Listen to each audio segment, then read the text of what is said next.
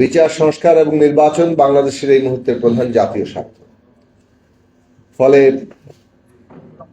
এই বিচার সংস্কার নির্বাচনের যে পথরেখা সেটাকে সফল করতে হবে, তাতেই বাংলাদেশ এগিয়ে যাবে, আমরা গণতান্ত্রিক উত্তরণের দিকে এগিয়ে যাব।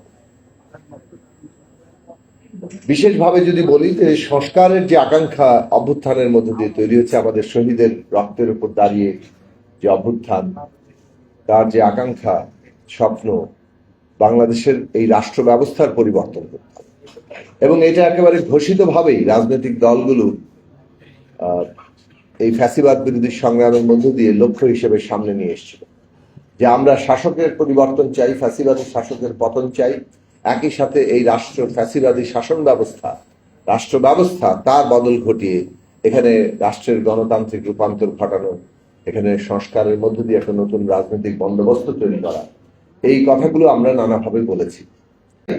বিএনপি সহ ৩৯টি রাজনৈতিক দল ৩১ দফা একটা রাষ্ট্র ব্যবস্থা রূপান্তরের কর্মসূচি হাজির করছে।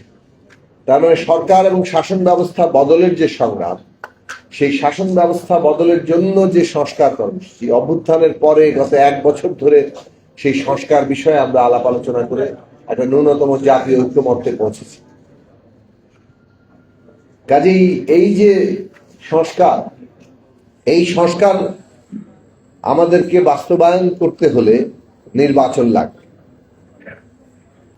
আগামী সংসদকে একটা কনস্টিটিউয়েন্ট পাওয়ার দেয়, যে কনস্টিটিউয়েন্ট পাওয়ার দেওয়ার মধ্য দিয়ে আগামী সংসদ এই গণভোটের কর্তৃক অনুমোদিত যে জুলাই জাতীয় সনদ, তার ভিত্তিতে সংস্কার করতে পারবে, সংবিধানের মৌলিক সংস্কার করতে পারবে।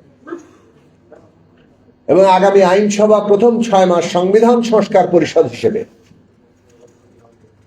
এই সংবিধানের মৌলিক সংস্কার করবে এবং সংসদ ঠিক করবে কতদিনের মধ্যে এর বাস্তবায়ন করবে। আজকে নির্বাচন বানচালের যদি কেউ তৎপরতা করে, তার মানে হচ্ছে তারা সংস্কারকে পিছিয়ে দিতে চাইছে। আজকে নির্বাচন বানচালের যদি কেউ তৎপরতা করে, তার মানে হচ্ছে তারা বাংলাদেশের গণতান্ত্রিক উত্তরণটাকে পিছিয়ে দিতে চাইছে। বিনিয়োগ নাই, কর্মসংস্থান তো বাড়ছেই না, উল্টো কমছে, শিল্প কলকারখানা বন্ধ হয়ে অবস্থা আছে। এখন অর্থনীতিকে এটা ঘুরে দাঁড়াতে হলে যে নতুন বিনিয়োগ এবং পরিস্থিতি দরকার, সেখানে নির্বাচন এবং একটা রাজনৈতিক স্থিতিশীলতা অপরিহার্য অংশ। তাহলে কারা নির্বাচন বানচাল করতে চায়? যারা জাতীয় স্বার্থ, দেশের স্বার্থ, দেশের এমনকি অস্তিত্বের বিরুদ্ধে গিয়ে নিজেদের সংকীর্ণ দলীয় স্বার্থ অথবা গোষ্ঠী স্বার্থ কায়েম করতে চাচ্ছে। হ্যাঁ, পতিত ফ্যাসিস্টরা তাদের গোষ্ঠী স্বার্থে নির্বাচন বানচাল করতে চাচ্ছে, অভ্যুত্থানকে কালিমালিপ্ত করতে চাইছে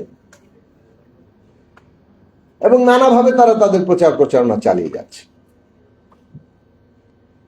কিন্তু সেইটা এমনকি স্যাবোটাজ করছে, নানা ধরনের অন্তর্ঘাত তৈরি করছে, সেই সব করে তারা চাচ্ছে যে এই প্রক্রিয়াটা যাতে বানচাল হয়ে যায়। কিন্তু এই সবই এমন বিপর্যয়ের দিকে আমাদেরকে নিয়ে যেতে পারে, তাতে কারোরই কোনো লাভ হবে না। কোনো দলীয় স্বার্থ আসলে এখানে কারো অর্জিত হবে না, বরং আমরা সামষ্টিকতভাবে একটা বিপর্যয়ের মধ্যে পড়ব। আমরা মনে করি যে এই রাজনৈতিক উত্তরণের ক্ষেত্রে সরকারের এমন কোনো পদক্ষেপ নেওয়া ঠিক হবে না যেটা আসলে রাজনৈতিক দলগুলোর ন্যূনতম ঐকমত্যকে ভেঙে দেয় কিংবা সেটাকে বিপর্যয়ের মধ্যে ফেলে।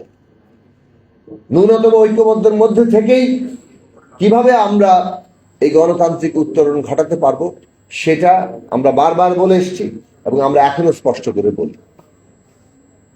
আমাদেরকে অবশ্যই এই রাজনৈতিক উত্তরণের ক্ষেত্রে একটা দায়িত্বশীল ভূমিকায় যেতে হবে, কারণ না হলে কি কি বিপর্যয় ঘটতে পারে সেই বিষয়গুলো নিয়ে আমরা বারবার হুঁশিয়ারি দিয়েছি। একটা ব্যবস্থা প্রতিষ্ঠিত না হলে, একটা রাজনৈতিক ব্যবস্থা তৈরি না হলে এই যে অনিশ্চয়তা, সে অনিশ্চয়তা ভিন্ন ধরনের রাজনৈতিক ব্যবস্থা আমাদের নিয়ে যেতে পারে, যার বিরুদ্ধে আমরা লড়াই করে এসেছি। সুতরাং গণতান্ত্রিক ব্যবস্থার পক্ষে আমাদের দাঁড়াতে হবে, এইটা হচ্ছে প্রথম জায়গা। এই যে বাঙালি জাতীয়তার নামে যে ফ্যাসিবাদ কায়েম হয়েছিল, আজকে তার প্রতিক্রিয়ায় নিজস্ব ধর্মীয় বয়ান দিয়ে ধর্মের নামে কোনো ফ্যাসিবাদ আমরা কায়েম হতে দেখতে চাই না। বাংলাদেশ পরিষ্কারভাবে একটা গণতান্ত্রিক পথে চলবে। গণতান্ত্রিক পথ কাজে লাগিয়ে কেউ ক্ষমতা অর্জন করে এখানকার সংবিধান এবং সবকিছু বদলে দিয়ে এটাকে তাদের মতো আরেকটা একচেটিয়া শাসনে নিয়ে যাবেন, এইটা বাংলাদেশের মানুষ গ্রহণ করবে না।